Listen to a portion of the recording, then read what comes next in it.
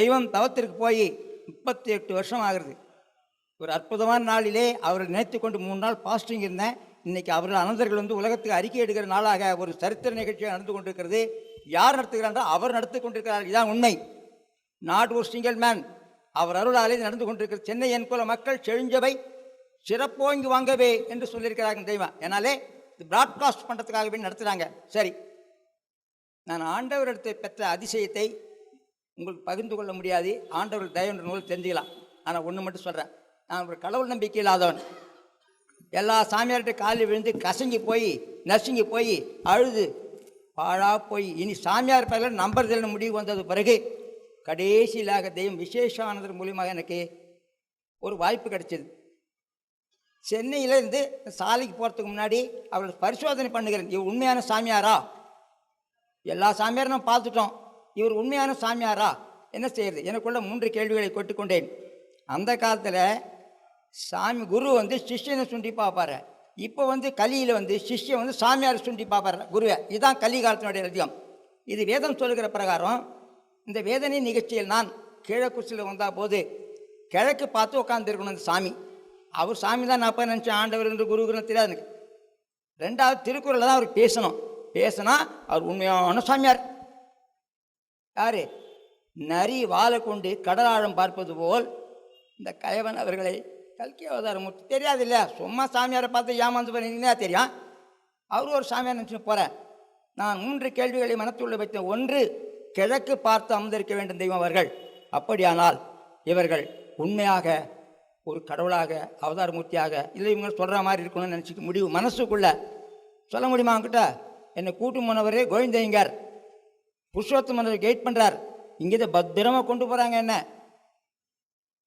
தெய்வத்தினிடத்த பாவாளத்தை வச்சு நான் நினைப்பதற்கு முன்னாடி 3 கேள்விகள் கிழக்கு பார்த்து அமர்ந்திருக்க வேண்டும். 1, நேராக அவங்க அன்றைக்கி திருவிழா உள்ளே இருந்தவங்க வெளியில் ஆசனம் போட்டு உட்கார வைக்கிறாங்க ஆலமரத்தில். எனக்கென்று இந்த காட்சி நடந்தது பின்னால் தெரிந்து கொண்டேன். அப்போ கிழக்கு பார்த்து அமர்ந்திருக்காங்க. சரி, டிக் 1 ஒரு மார்க் போட்டாச்சு. மார்க்நாதருக்கு யார்? சொக்கலிங்கந்தர், அந்த சொக்கலிங்கம்.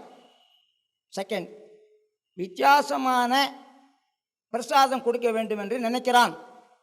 வித்தியாசம் நான் மற்ற கோயில்களில் துளசி குங்குமம் விபூதி எதுனா கொடுப்பான்.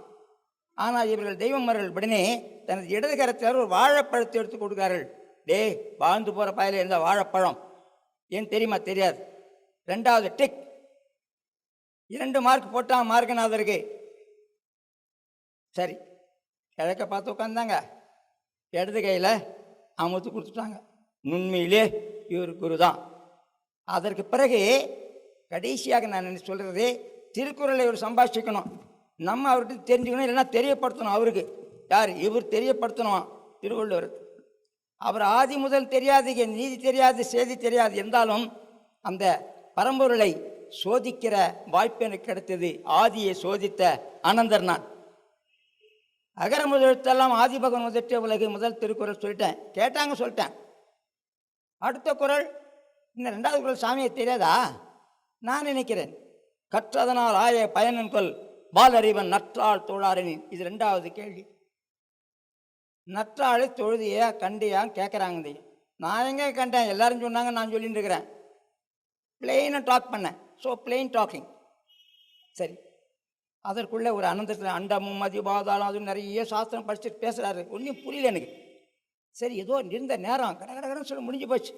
3வதாக திருக்குறளை பேசி நீ தெரிந்து கொள்ள வேண்டும் என்றால், உன் தலை செழிக்க வேண்டும் என்றால் இந்த தலையை எங்கிட்ட கொடுன்னு கேட்டாங்க. தலையை எப்படி கொடுக்குறது தெரியாது எனக்கு. இருந்தாலும் அவர்கள் என்னை ஆட்கொண்ட விதம் கிழக்க பார்த்து உட்கார்ந்து கொண்டு வந்தார்கள். இதற்கு முன்னே சங்கல்பம் என்ன தெரியுமா? திருக்குறள் தான் எனக்கு அளவுகோல். குறிப்பில் குறிப்புணர்வாரை உறுப்பினுள் யாது கொடுத்தும் கொள்ளல் வேண்டும். இது திருக்குறள்.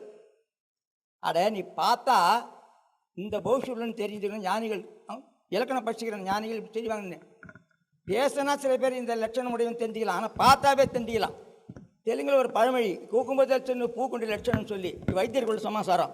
எனவே பார்த்தவுடனே குறிப்பில் குறிப்புணர்வாரை உறுப்பினில் யாது கொடுத்தும் கொள்ளல் வேண்டும். இப்போ இவரை கொண்டு நாம் உறுப்பினராக சேர்ந்து இவரை ஏற்றுக்கொள்ள வேண்டும் என்ற குறிப்பை 3 கேள்விகள் மத்தியமாக வச்சேன். ஒன்று கிழக்கு பார்த்து அமர்ந்திருக்க வேண்டும். அமர்ந்திருந்தார்கள் ஆண்டவர்கள், எனக்காக காட்சி கொடுத்தார்கள். அந்த பரம்பொருள் திருவிழா நேரத்தில் வெளியில் வந்ததுங்க, எனக்காக சீட்டு போட்டு. என்னதான் தெரியாது. ரெண்டாவது, என்னை வித்தியாசமான வாழைப்பழம் கொடுத்தார்கள். அந்த வாழைப்பழத்தை தோலோடு சாப்பிட்டேன் நான். ஏன்னு கேட்டு நான் பரிசு தீட்சை கிடச்சிருன்னு சொல்லிட்டு சாப்பிட்டேன். தான் அன்றைக்கி ஆறணும், இன்றைக்கி ஜீரணமாகாது. அது ஆர்வத்தின் காரணமாக வாழைப்பழத்தை தோலோடு மென்று தின்ன சொக்கலிங்கத்தை சொல்லுகிறேன் சாட்சி. மூன்றாவதாக திருக்குறளை கேட்டார்கள். திருக்குறளை பதில் சொன்னேன். 2 திருக்குறள் சொன்னேன். நற்றாளை நான் பார்க்கவில்லை என்று சொன்னேன், தெரியவில்லை என்று சொன்னேன். ஆகடியானால் தெரிந்து கொள்வாய் என்று ஆசீர்வாதத்தோடு அருளோடு அந்த புன்னகை முகத்தோடு பார்த்து அந்த புன்னகை முகத்தை ஏற்றுக்கொண்டு அன்றைக்கே அவர் என்னுள்ள புகுந்து கொண்டார். தந்தது உந்தனை கொண்டது எந்தன்னை சங்கரா ஆர்கொலோ சதிரர் என்று மணிவாசர் சொன்னது மாதிரி என்னை அவர்கள் விழுங்கி விட்டார்கள். இதுதான் உண்மை. இந்த உண்மையை ஏன் உலகத்துக்கு சொல்கிறேன்னு சொன்னால், உங்களுக்கு ஒரு கேள்வி பதில். நீங்களாம் பார்த்தீங்க, அனுபவிச்சிங்க, ஏற்றுக்கொண்டீங்க. எங்கள் கதி என்ன? உங்களுக்காக பதில். அந்த கதி ஒரே கதி, அது அழியா நிதி, இறைவனை முதல் பதி, அது நீதி. நாங்கள் இன்ஜினுங்க, சித்தரஞ்சின் இன்ஜின் பக்கத்தில் பொட்டி பத்திரமாக மாட்டிங்கன்னா கெட்டியாக போய் சேரலாம். ஐயமே தேவையில்லை உங்களுக்கு. ஏனெனில் அந்த பொட்டி பக்கத்தில் பத்திரமா சேர்ந்தா நீங்கள் சொர்க்கம் சேருவது சத்தியம், சத்தியம், சத்தியம். இது நித்திய வார்த்தை சொல்லி கடனறிந்து காலம் கருதி இடனறிந்து 3 நிமிடத்திற்கு முன்னாடி நான் முறையாக முடித்து விட்டேன். நன்றி சொல்லுங்கள். நன்றி, வணக்கம்.